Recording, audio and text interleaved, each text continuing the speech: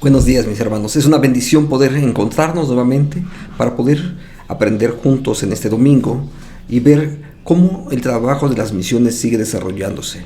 Y particularmente no solamente el conocer, sino encontrar diferentes medios y formas acerca de cómo nosotros nos vamos a involucrar en el trabajo de las misiones. Entonces, este tiempo sin duda será de bendición para nosotros. Pero antes, ¿qué te parece si oramos y pedimos la guía de nuestro Dios? Oremos.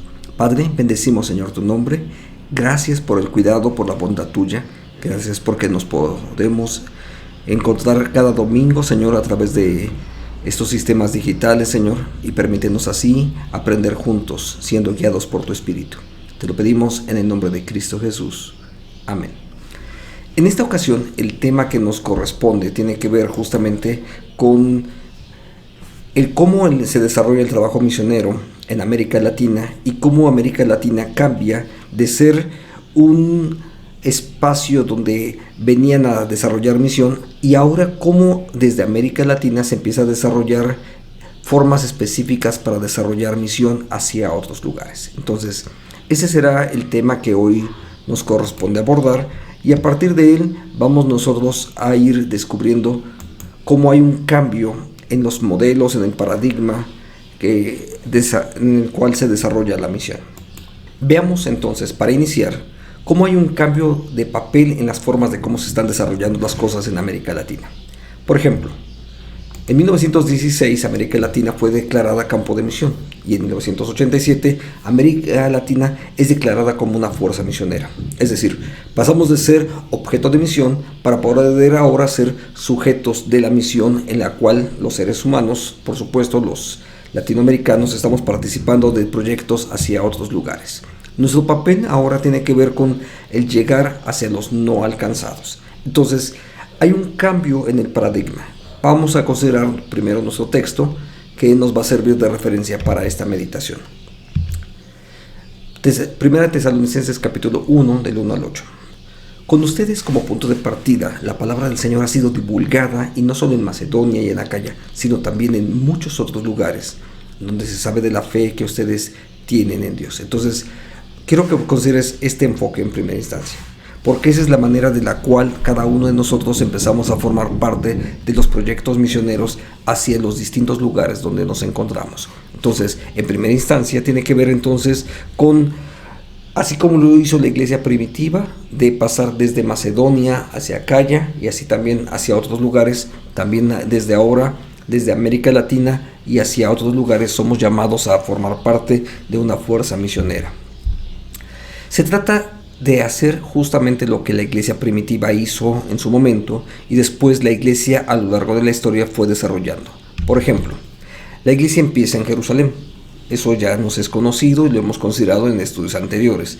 Pero la iglesia no permanece solamente en Jerusalén, sino que va hacia Judea y las demás regiones, Samaria, y en algún momento llega hacia Antioquía. Y desde Antioquía empieza a desarrollarse todo un proyecto misionológico para poder alcanzar a muchos otros lugares. De hecho, se trata particularmente de los viajes de Pablo en primera instancia, o de hecho Bernabé y Pablo, y que a partir de ese trabajo misionero se desarrolla misión o trabajo hacia otros lugares. De esa forma van a llegar hasta Tesalónica, y de Tesalónica, que es el texto que acabamos de considerar, desde ahí se va a desarrollar parte del trabajo hacia Roma y poco a poco va a irse cubriendo en la iglesia primitiva todo un trabajo para poder alcanzar a su mundo conocido. Entonces, y Roma no es el último punto, sino que cuando Pablo está escribiendo la epístola a los romanos, él está pensando que desde Roma habría de llegar también ahora hacia España. Esa es la forma en cómo se desarrolla el trabajo en la iglesia primitiva. Podríamos pensar que a partir de ahí, o desde Roma, si puedo tomarlo ahora como un centro de misión, a partir de Roma va a lo largo del medievo y durante el Renacimiento se va a ir expandiendo más el evangelio hacia otros lugares, particularmente hacia las regiones del norte de Europa y hacia otros sitios más. En algún momento, ya en el siglo XVI, hacia América Latina particularmente. Y no solamente América Latina, sino como lo hemos visto también en otros estudios, van a llegar hacia la India, China, Japón, Corea, etcétera, y una multiplicidad de países distintos. Entonces, en medio de esto es donde nosotros nos encontramos ahora, ¿sabes? Se trata de descubrir que cada uno de nosotros formamos parte de una carrera de relevos, donde Dios ha usado a su iglesia en Jerusalén, en Antioquía, en Tesalónica, etcétera, hasta llegar el Evangelio a nosotros. Y a partir de nosotros, es decir, es la parte que hoy nos corresponde, cómo se va a desarrollar el trabajo misionero hacia otros lugares, hacia otras personas. Entonces, tenemos que recordar que nosotros formamos parte de este mismo proceso en el cual hoy formamos parte y hoy nos corresponde a nosotros llevar el Evangelio hacia otros lugares. Algunos de los cambios en el paradigma de la misión son justamente porque el Evangelio ya no está en Europa como originalmente ocurrió. O sea, pues, recordemos, era el Medio Oriente, del Medio Oriente se extiende hacia Europa, pero eso ya no es así en este momento. Más del 60% de los cristianos nacidos de nuevo, es decir, cristianos de primera, segunda generación, hoy en día no viven en países occidentales. Es decir, no viven en ese mundo europeo, sino que están en América Latina, están en las regiones asiáticas. Entonces ya no forman parte de Europa, que en algún momento fue la fuerza misionera, sino que ahora los cristianos se encuentran en muchos lugares distintos. Para el año 2025, el número de los creyentes cristianos que están fuera de Europa puede llegar aproximadamente hasta el 83%. Entonces te das cuenta cómo hay un cambio importantísimo y muchos de ellos ahora están en América Latina. Hace 100 años casi no había ningún cristiano en Corea del Sur. Hoy más del 35% de la población son cristianos. Y podríamos mencionar cifras semejantes al crecimiento cristiano evangélico también en América Latina. El país que más cristianos tiene en la actualidad es China, donde el crecimiento ha sido enorme a pesar de las limitaciones que existen para la predicación del Evangelio. Entonces, quiero que observes nada más con algunas de estas cifras que efectivamente el Evangelio está creciendo ahora en otros lugares, pero ahora son esos lugares donde precisamente desde el cual se está desarrollando la misión. Lo mismo que ocurrió en su época. Es decir, por ejemplo, déjame regresarme un poquito atrás. El Evangelio empieza en Jerusalén, Judea, Samaria, pero cuando llega a Antioquía, entonces Antioquía se convierte en el centro misionero a través del cual se expande el Evangelio hacia otros lugares. El Evangelio ha llegado de esa manera a Corea y hoy hay misioneros coreanos por muchos lugares. El Evangelio llegó a América Latina y es a finales del siglo XX, lo vamos a considerar un poquito más adelante, cómo el Evangelio empieza entonces a llegar a muchos otros lugares a partir de los misioneros latinoamericanos. Entonces, eso es parte de esos cambios en los paradigmas que se están generando. Ahora, quiero que veas que el rostro misionero incluso está cambiando. Tradicionalmente el rostro misionero era un hombre blanco, norteamericano, europeo. Entonces, ya no es exactamente así. Quiero que veas este pequeño video conmigo.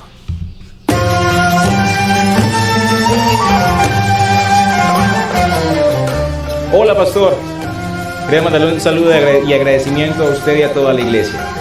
La verdad ha sido de mucha bendición todo su apoyo, sus contribuciones, sus donaciones, todo lo que han hecho por nosotros. De nuevo, muchas gracias. Pero a la vez queremos mandarles un mensaje para que no bajen la guardia. Es mucha la necesidad que hay aquí en Marruecos. Y la verdad, seguimos necesitando de su apoyo, de sus oraciones, de sus contribuciones. Han sido de mucha bendición, pero les invito a que no bajen la guardia, por favor. De nuevo les saludo, muchas bendiciones. Yarmagalá, Dios les bendiga.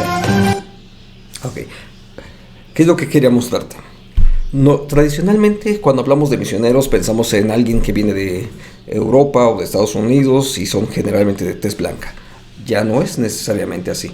Hoy en día hay muchos misioneros latinoamericanos que están formando parte de los proyectos de misión en muchos lugares distintos del planeta. Y parte de ello se debe incluso a algunas características particulares que tienen los participantes latinoamericanos. Entonces, la mitad de todos los misioneros del mundo provienen de países que tradicionalmente han sido considerados campos misioneros y que están transformándose ahora en una fuerza misionera, como es el caso de este joven trabajando en Marruecos. Pero esto sigue constantemente cambiando y hay algunas razones más de por qué esto ocurre así. Entonces, los misioneros iberoamericanos han aumentado en un 65% durante los últimos 5 años. Y un cambio de paradigma empezó en nuestra América Latina, y los latinoamericanos ahora están jugando un papel importante en el área de las misiones transculturales.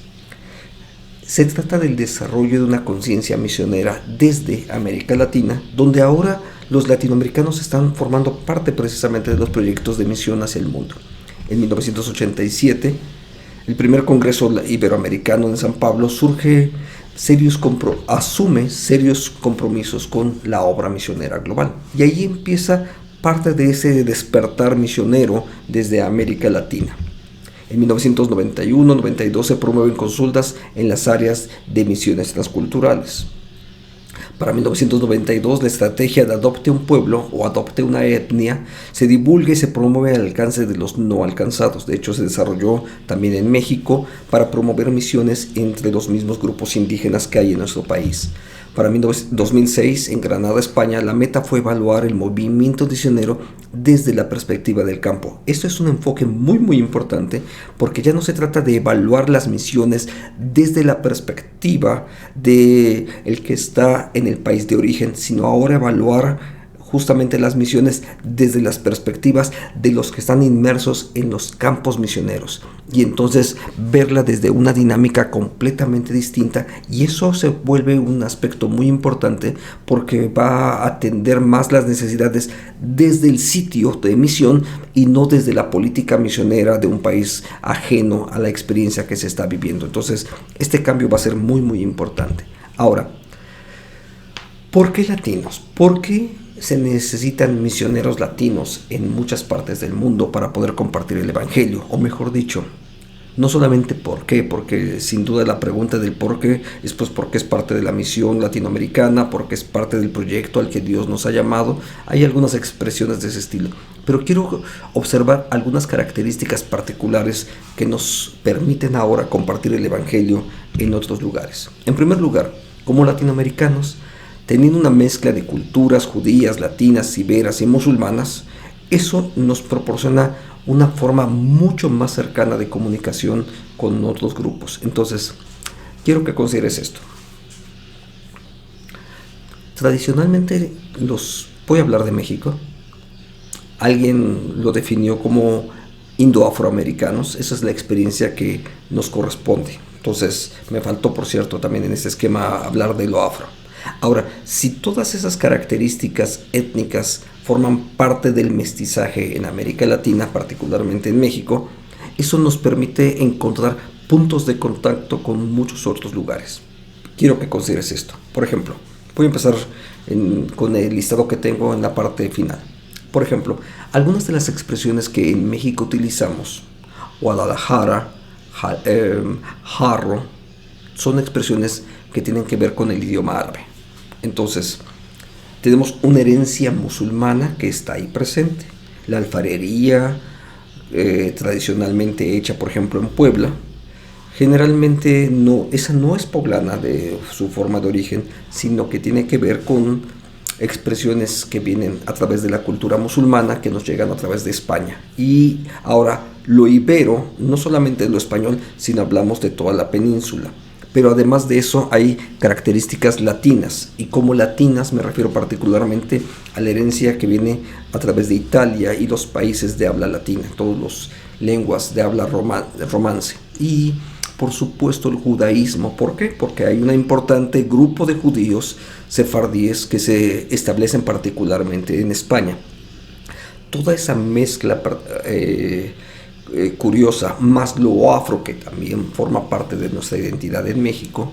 Entonces, todas esas distintas características hoy nos permiten poder entrar en contacto de una manera más sencilla, más natural, si puedo decirlo así, con países que están en otras latitudes. Por ejemplo, hay gente mexicana que está trabajando en África y va a encontrar ciertas características semejantes. ¿Por qué?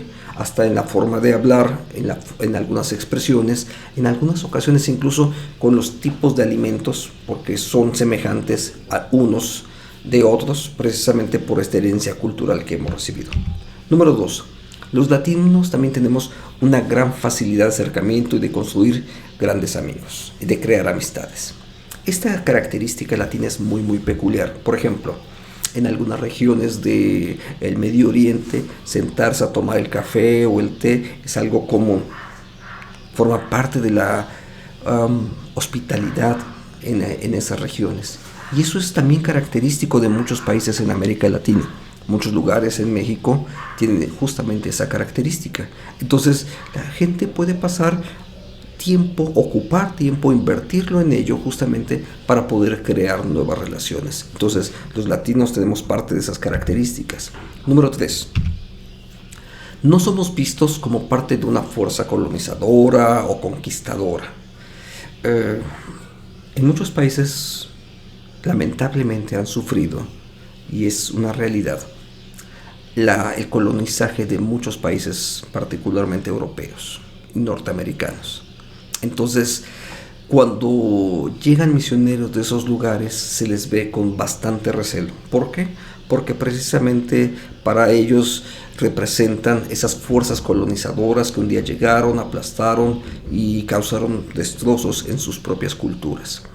Implica opresión, en algunas ocasiones también sometimiento y un avasallamiento no solamente de carácter económico. Todo eso, en algunas ocasiones incluso hasta esclavitud. Todo eso no se asocia cuando hablamos de mexicanos o de latinos que van hacia otros países, ¿sabes? Nos ven más, si puedo decirlo así, como iguales, como gente que también experimentó y además sufrió también parte de ese mismo fuerza colonizadora. Entonces es más fácil ubicarnos, algunos de nosotros, con ese tipo de idiosincrasia de aquellos que en algún momento tuvieron como cultura que experimentar también sufrimiento. Número 4.